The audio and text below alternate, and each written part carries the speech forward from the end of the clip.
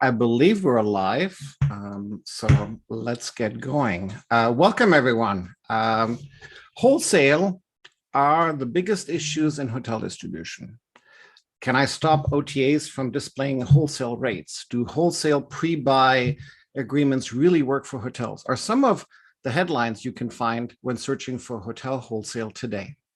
Welcome to Hetna's webinar on business or B2B distribution. My name is Sebastian Leitner, Vice President at Cloudbeds and President of Hetna.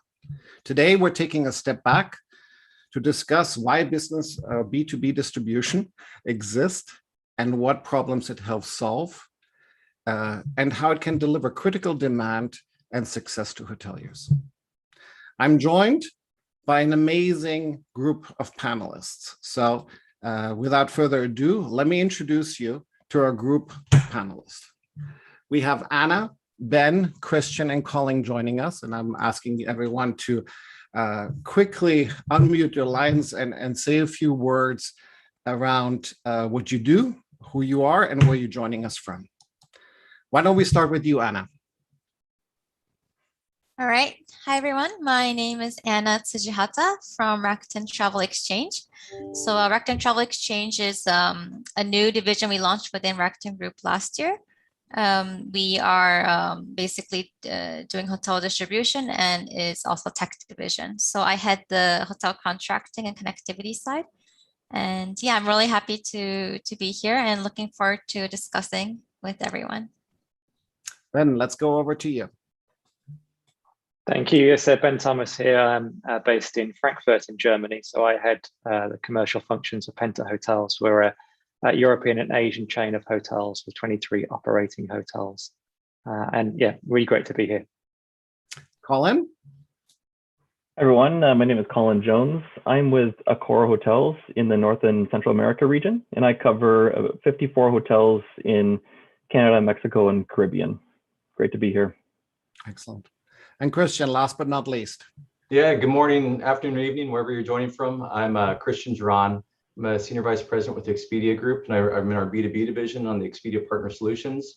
And my team is responsible for optimized distribution product and also for our large-scale demand partnerships that are leveraging the Expedia platform, like some of the large banks and airlines and others that are running loyalty programs and others with Expedia.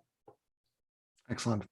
All right, we'll start with a very soft question. I'm craving travel. I'm craving to get on a plane. Next week is my first business trip in 18 months. But let's talk a little bit about your dream destination and your preferred property type. Are you staying in a hotel or are you staying in a vacation rental? Anna, why don't we start with you? You're stuck in Singapore right now. Yes, I'm really craving for travel. And this is such a hard question because I want to travel everywhere right now. But well, I'm a wine lover, so I would just love to go to France right now in the countryside at a vacation home, just enjoy the scenery, enjoy wine, and have a relaxed, chill time. So I would really love to do that right now. Yeah. Christian, you traveled just now a few weeks ago. You actually left the country. I did. It was great to get out again, to say the least, and great to experience other parts of the world and cultures I hadn't yet experienced. I was in Croatia and Slovenia, and it was a pretty amazing place. And we stayed in a variety of hotels along that path, and a little time on a boat. So that was great. This time of year, you've caught me like, I think tomorrow is the first day of fall, and so this time of year, I'm actually looking for a tent in a canyon off the grid so I can go chase steelhead with my fly rod. But if I had to go somewhere tomorrow. Boy, I don't know. I do both. VR and hotel is great. I think I would look for a new place in the world to adventure. And my next bucket list trip is the Seychelles. So wherever can host me over there to go chase some fish in the Seychelles. All right, Colin, you may have a few properties in the Seychelles, if I'm not mistaken, or at least your company does. But let's talk about your dream destination and property type. Well, I have two young boys, so we like to do adventurous things, but I think we haven't been down south in 2 years, and with the winter coming now, it's I think what we plan is probably a trip down south, Caribbean, Mexico, Hawaii, into one of our properties down there, one of our Fairmont properties for sure. And to all the non-Canadians on this call, we need to warm up overnight, over time. Between December and February, we need, some warmth to get through that winter.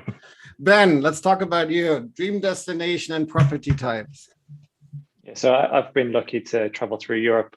We haven't been too restricted this year, but my last kind of outside of Europe trip was Carlsbad in Southern California, and that would be my preferred place to come back to. And especially after yesterday's announcement that we can travel again, that will certainly be on the agenda for me. All right. Well, let's get started. We have a few definitions, if you will, when you look through B2B distribution and wholesale. And when we look at Hetna's material or the material that can be found online, here are some of the most common definitions that can be found. A wholesaler is a third-party organization that sells hotel room nights. Wholesalers are companies that buy rooms in bulk, then sell them to travel agents and OTAs, allowing hotels to generate more sales. And wholesalers are operating in the B2B segment, meaning they do not sell directly to the public, but to other third-party sites and distribution channels. So let me turn it back to sort of the panelists. And I want to sort of talk about, I guess, today's age. It's 2021. Why is wholesale distribution still around? And Christian, maybe let's start with you. Yeah, so I think wholesale provides a great opportunity for any of our hotel partners to expand their global demand footprint, right? And if you think about the barriers to get into travel over the years, those were high, and I think those barriers are continuing to break down in the ecosystem, and that's going to allow more players to come in and want to sell in market travel. And wholesalers allow hotels to get that one-to-many connection to all these new companies out there that are disrupting and innovating, creating hopefully unique value propositions for customers in travel by not having to go drive all those, hundreds, if not thousands of technology connections and commercial agreements and legal agreements and run the operations for all those things, which are intensive. And it doesn't always make sense for a hotel to do that with all those channels. But for a wholesaler, when you can have 1 to thousands of demand partners coming in, it makes a lot of sense for hotels to leverage those demand footprints they can bring in across the globe. Anna, so is it about more eyeballs? Is it, Christian mentioned 1,000 connections. Is that what's really driving the value of wholesale and B2B distribution? Yeah, I 100% agree with Christian. I mean, if you think about wholesale in general, like even just out of travel industry, it exists. I think it's because it plays an intermediary role to connect the supply and demand side. And I think from a supplier point of view, it also allows reach to a wide audience using the large network that wholesalers have, which would be just so much cost and resource if they tried to establish it directly. And of course, from a customer point of view as well, they can go to one place, get access to a wide variety of products for a good price. So I mean, in travel as well, supply and demand, I think, is fragmented and on both sides. And I think it's pretty much nearly impossible to get everything yourself. So I think in the end, wholesale is necessary and it still will continue to exist. Okay. So where is that bad reputation coming from? Like when you think about wholesale and you look online, there's a lot of examples of, hey, this is not great, this is not good. So where's that bad reputation coming from? Maybe Ben, you want to take this one? Sure. Yeah, I think it's probably unfair to say, because I think that for every good wholesaler, there's always been unscrupulous ones as well. And I think the bad reputation really from a hotel operator point of view was probably the lack of integration, lack of technology that was being used by some of the smaller partners. And what you actually ended up with was a very laborious or manual process to handle a reservation that was coming through. And particularly then the kind of reselling of rates, where you then wouldn't necessarily have control over your inventory or control over the pricing that you would then want within your market. So I think historically that's where the bad rep, as we would call it, came from. But what's been more pleasing now is you start to see the bigger partners in the wholesale markets become consolidation, especially around technology, so that it becomes a much more seamless transition and easier for us to handle as hoteliers. Colin, I'd love to hand it over to you. You have a lot of leisure destinations, beautiful properties around the Caribbean and, down south, if you will. What's your perspective? Is everything online, or are there still offline travel agencies consuming wholesale inventory? Yeah, it's a bit of both. I mean, it's a huge part of our demand for our southern properties in the Caribbean and Mexico, even resorts in Canada and the US as well. It gets us to customers that don't want to book through an OTA or don't call us direct or wouldn't have seen us otherwise. And it does get us new demand to our properties. I think it's more important for the Caribbean properties, essentially, where they have a lot of wholesale agreements and great partnerships with companies that they're, geographies that are coming to those properties. So it's a tricky balance for some hotels. I mean, the connectivity piece and the seamlessness is a huge portion that needs to improve over the next couple of years. We've been talking about it for 10, 15 years now, and we've worked through issues and we've gained better partnerships out of it, but we still have a long way to go to get to that perfect connectivity that we can control and price properly. I'd love to go deeper on that, because Hetna is all about distribution and connectivity and technology. What needs to change for it to be perfect, Colin? Can you expand a little bit on that? Like, is it, yeah. Sure. So one thing is just the transparency, I think, between wholesalers and hoteliers. They need to be transparent about what they're doing, where they're selling. That's one big piece, and that's probably a much bigger piece, because we don't always know where our inventory is going, where it's being sold, or what it's being sold for. And then the other piece is just the dynamic connectivity between us and the wholesalers, and making sure that we don't have static rates that are being shown, publicly, essentially, and getting more to a dynamic connection and making sure that is seamless so that we can control it. Okay. So I want to go back to that sort of definition that I showed, I guess, a few minutes ago, and open it up to the entire group. When you look at these definitions, are there any points that today in 2021 you would think we should change or redefine or maybe adopt? Who wants to go first?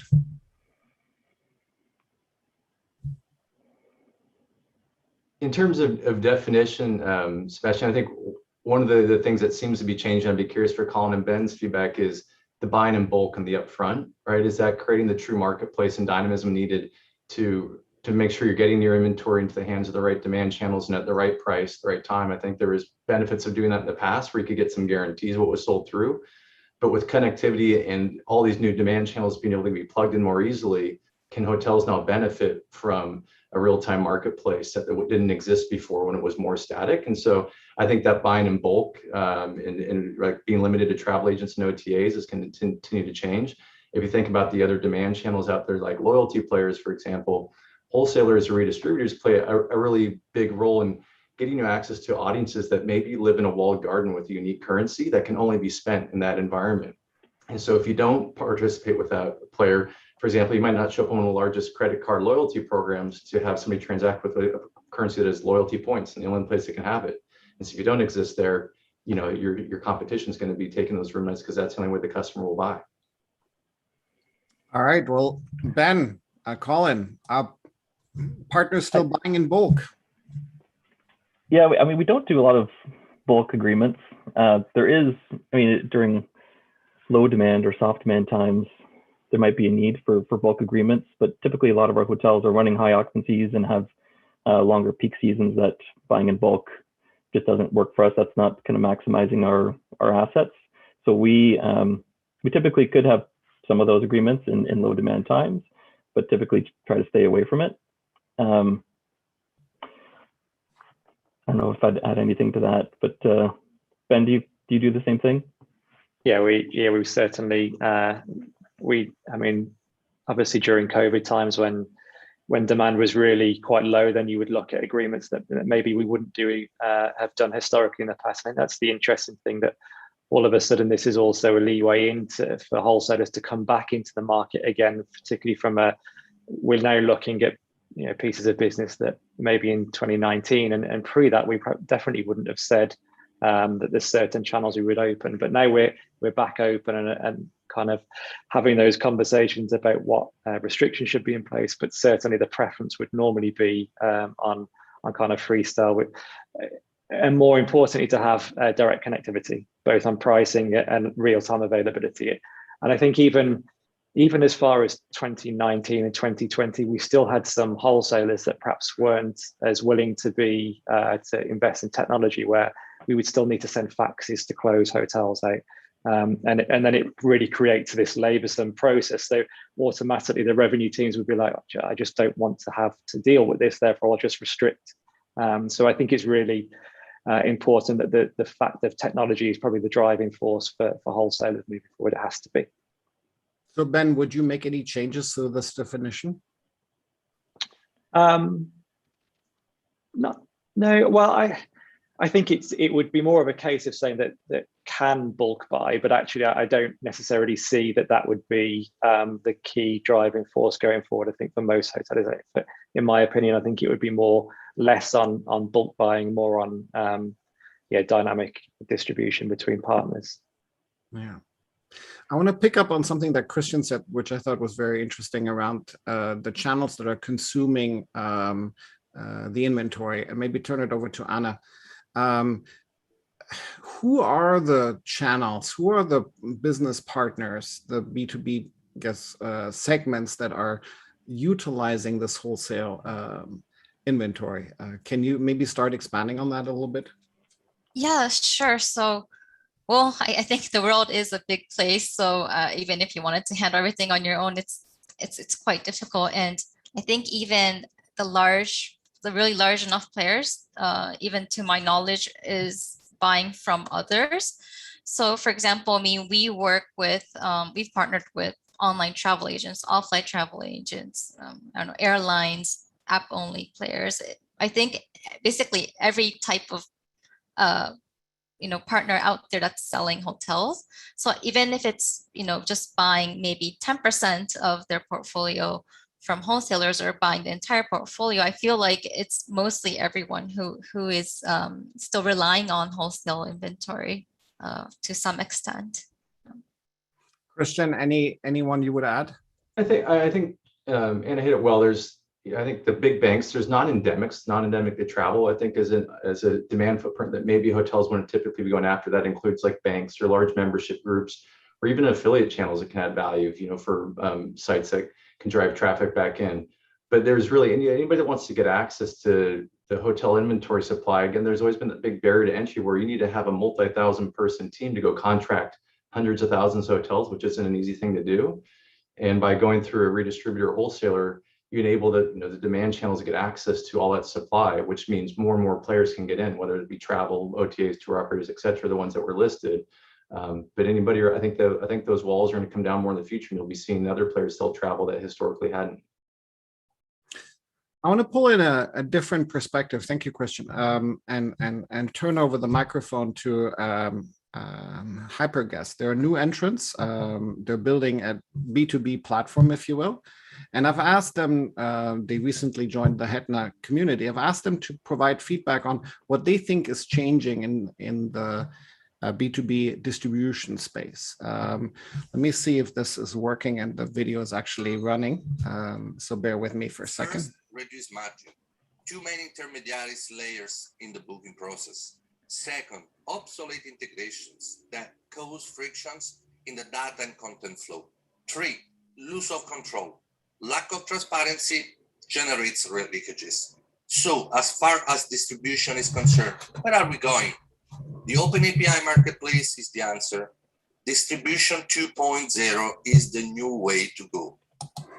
So I had no idea whether that video worked or not, but at least you could hear him talk, Enzo.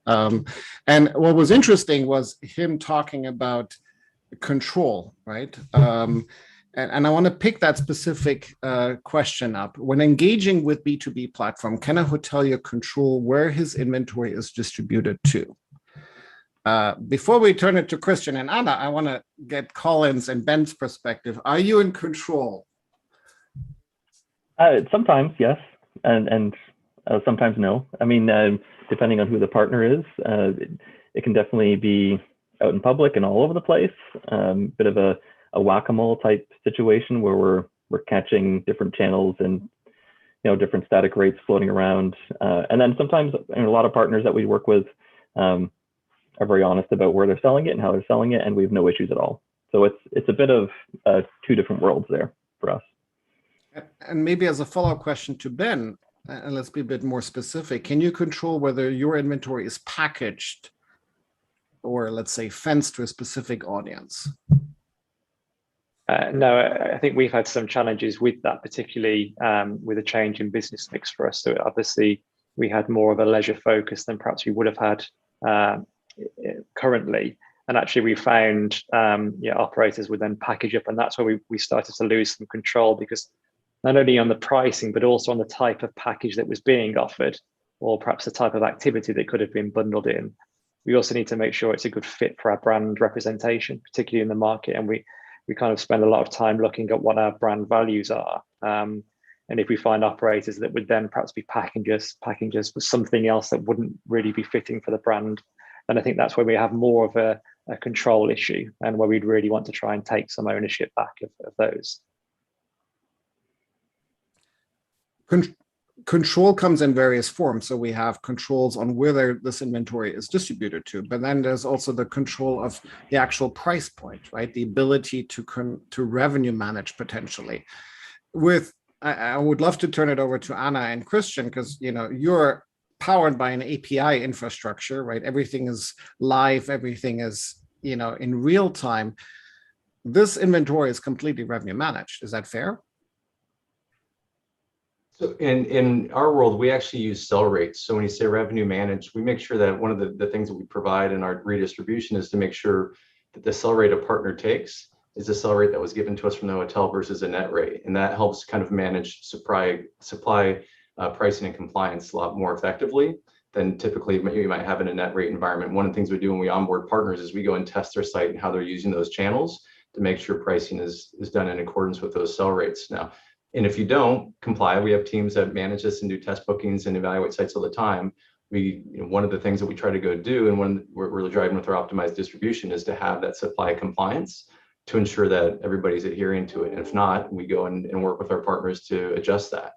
And I think as you get into these, one of the challenges that I think Ben had said there before is it's been really hard in the past, because when you have multiple wholesalers and sometimes they're daisy chained to one another, finding out where that inventory is coming from can get really tricky. And you have a demand partner that might be acting, as a bad actor, not adhering to those channel standards. They'll go get it from one player, and if that player turns them off, they go to the next one, and they go to the next one, right? And it's that kind of whack-a-mole game that Colin alluded to. And so I think making sure you can drive pricing controls in market is critical to have an effective partnership with our hotel partners in this. And also to getting that much more dynamic, like revenue management in the future. I think today, because of those multiple wholesale channels you have, and if things aren't moving in unison together, testing pricing elasticities and like where you can turn things on and off gets really, really hard, because the demand channels are smart with those APIs, and they'll sniff it out like, you're giving me X% over here, but you're giving me something else over here. The ecosystem will move to where that price is, right? And that's why we've been looking at these single pipes of connectivity with optimized distribution, because you can start to adjust and manage that through one single source of demand and supply channels. So it simplifies a revenue management tactic. Anna, anything you would like to add? Yeah, I mean, for us, of course, Rakuten, we're basically a tech company, and we kind of joined this space a bit recent, but what we saw is I think it really comes down to the technical capabilities of the wholesaler, maybe kind of what Christian also mentioned.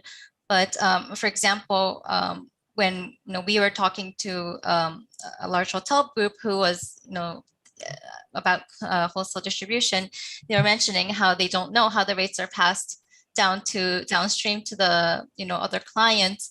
And I think it comes down to when you actually look at, for example, the API documents of that wholesaler, are they actually able to take in for example, the minimum selling rate from the hotel, and are they having the capability to pass this also down to their clients?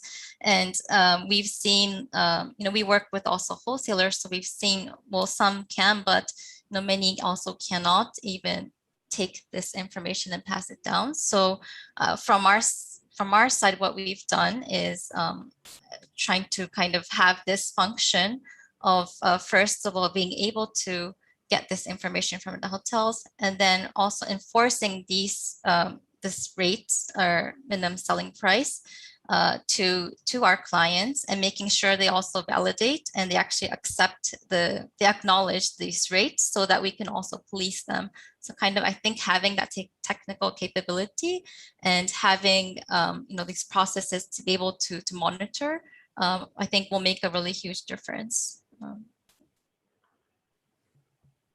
I love it. But Colin, you mentioned earlier, you still have static rates somewhere in your contracts, right? Like let's in 2021, there are still some agreements with you in place, and they generate value for you. Is that correct? They do. Yeah, absolutely. We have a lot of agreements in place with static rates, and it's typically a package pass, and works very well for us. And we have a lot of partners that only have a static rate and only do package, and it works very well. And we wouldn't have seen that demand otherwise. So that's a great setup. I think where it starts to run into trouble is where the partner starts to distribute it to different websites and try to get rid of that inventory elsewhere, and try to kind of cheat the system a little bit. So just to double click on your comment, when static, it has to be fenced and packaged and sort of not be discoverable. That's right. As a standalone product. Right. And we've revised our contracts over the years to make sure that there's clauses in there, obviously, to protect us from that.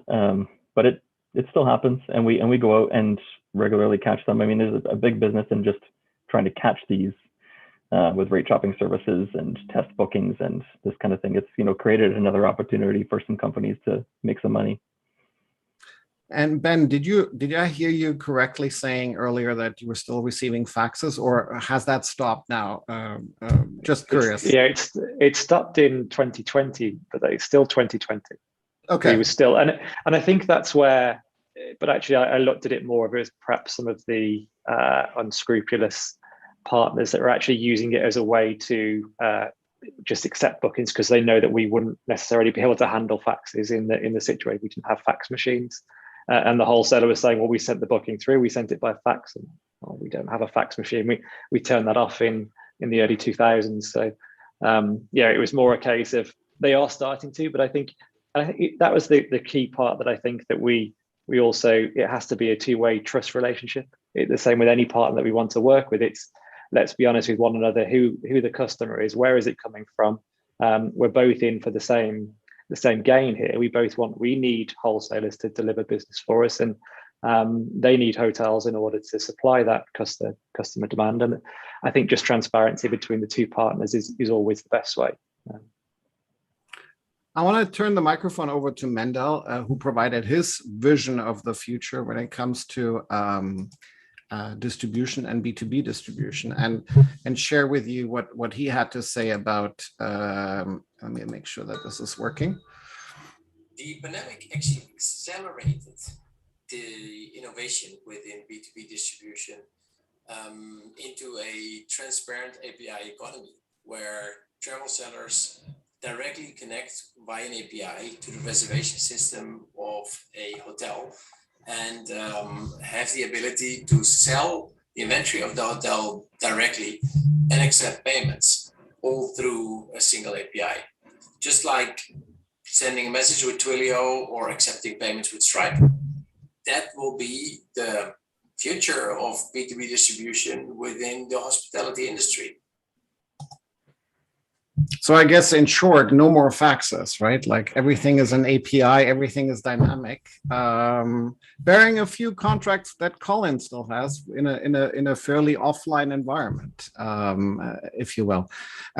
Before we wrap it up, I want to give both Christian and Anna the opportunity to really share, why they're in this space, and I'll start with Anna.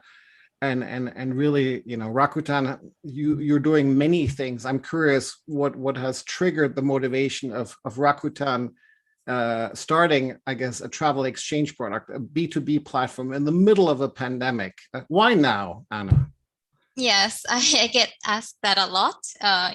Why did you decide to go into this space during this pandemic? And I mean, yeah, Rakuten, as you mentioned, we are a global conglomerate. So we have over like 70 businesses outside of travel.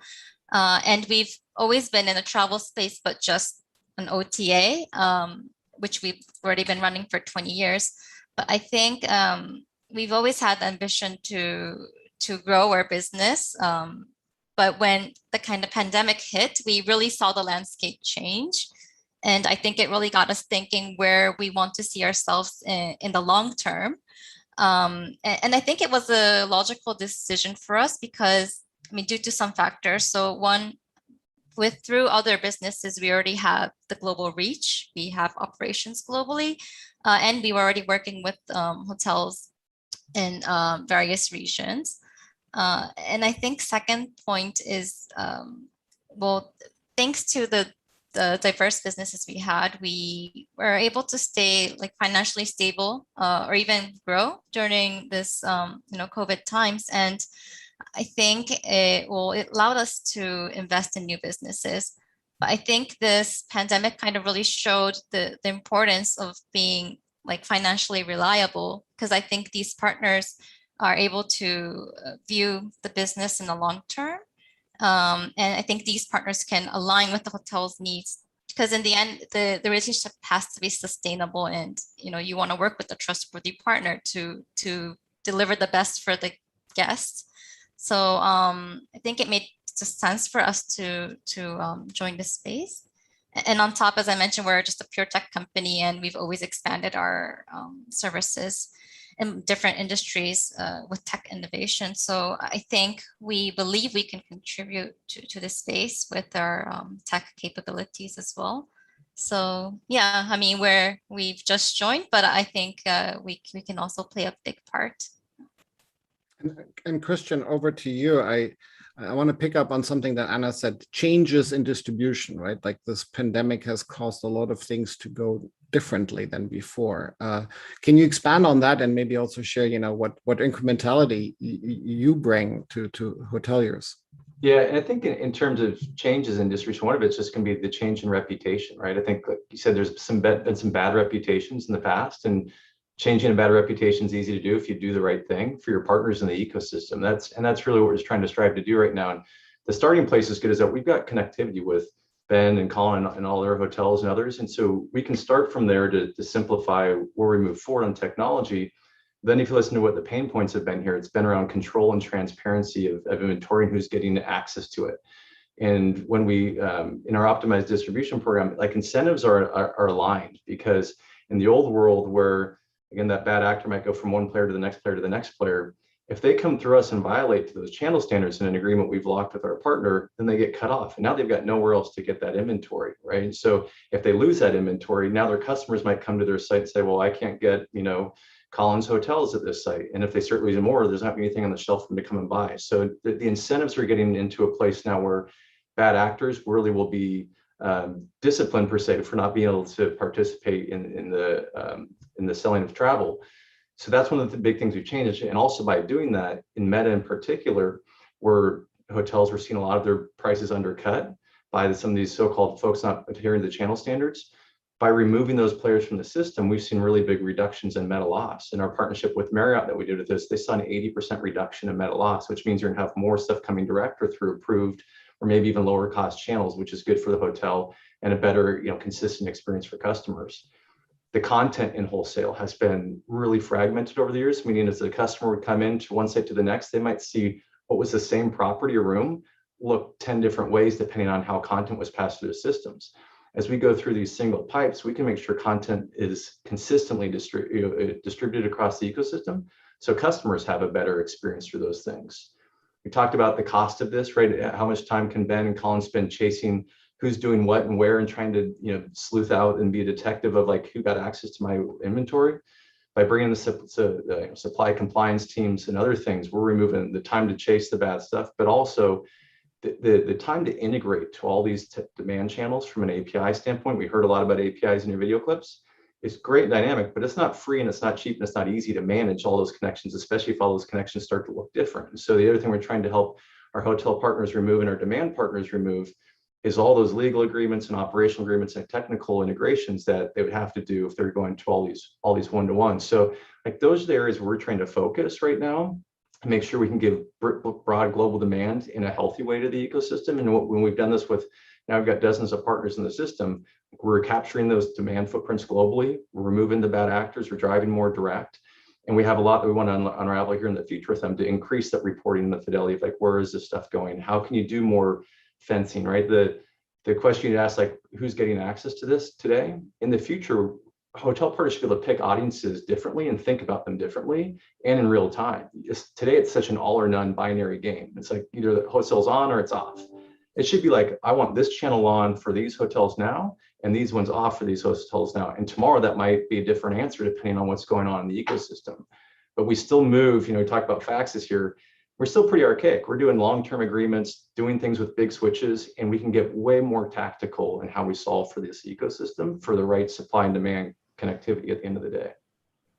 Christian is talking about a future vision, and I think Ben and Colin, now is the time to ask what you always wanted, right? Like if you have any requests on whether it's segmentation and the ability to target a specific audience that Christian alluded to, but hey, you have two people that can't go anywhere that will be there to answer your request.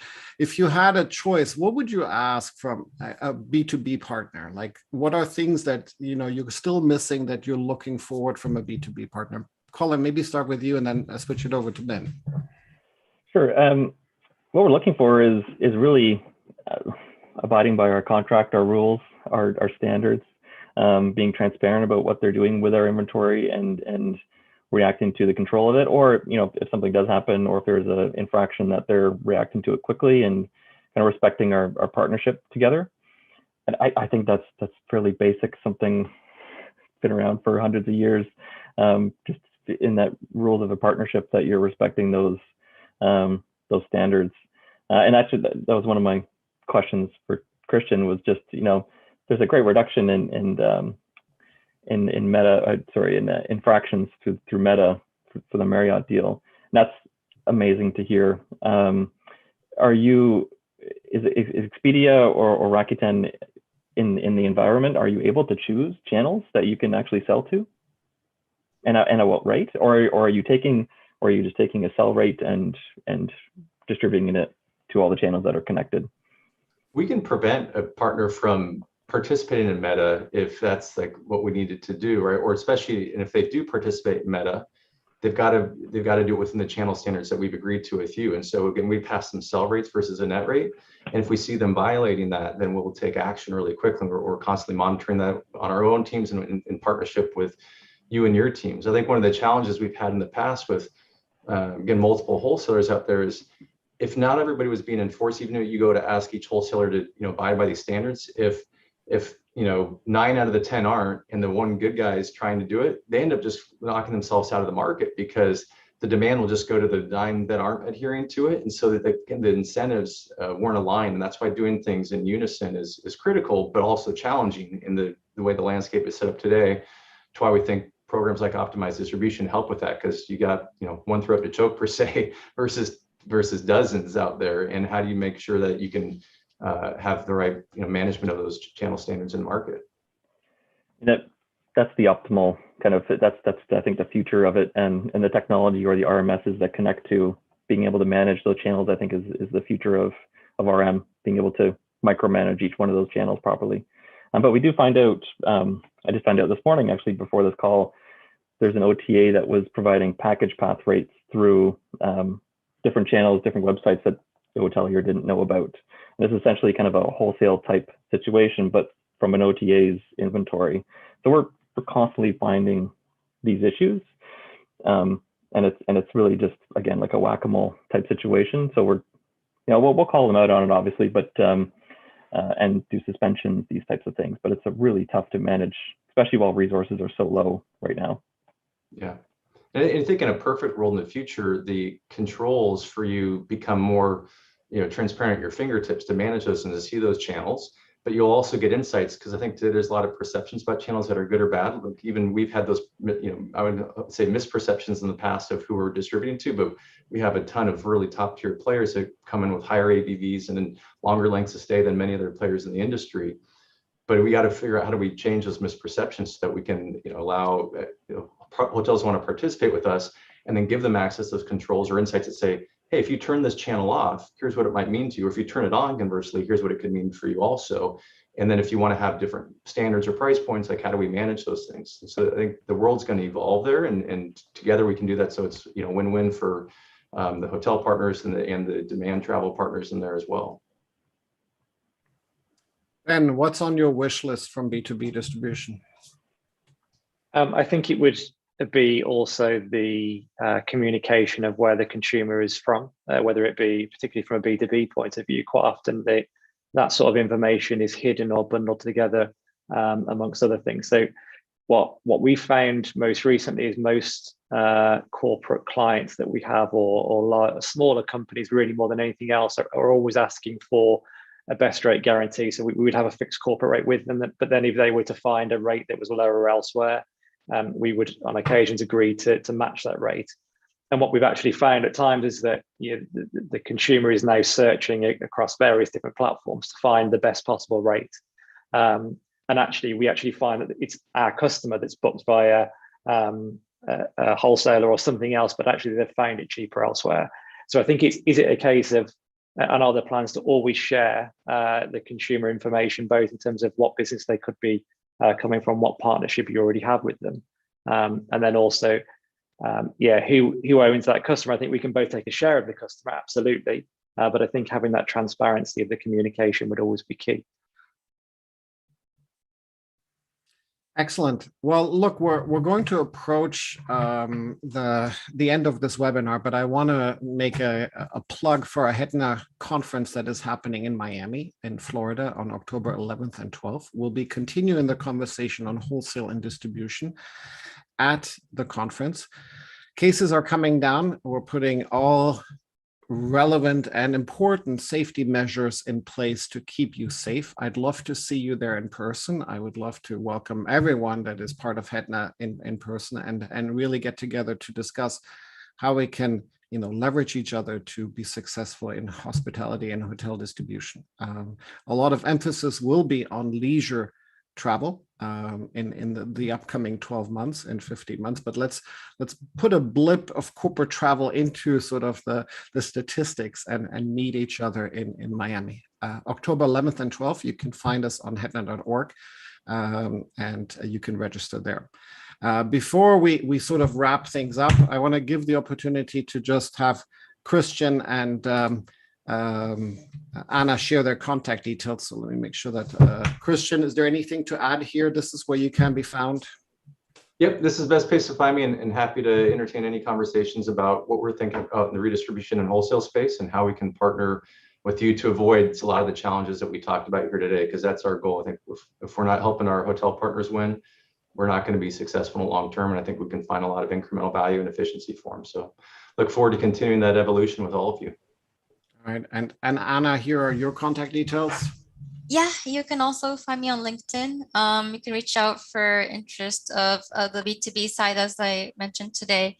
We also have our Rakuten Travel OTA. So, if you're interested in either or both, be happy to chat further. And yeah.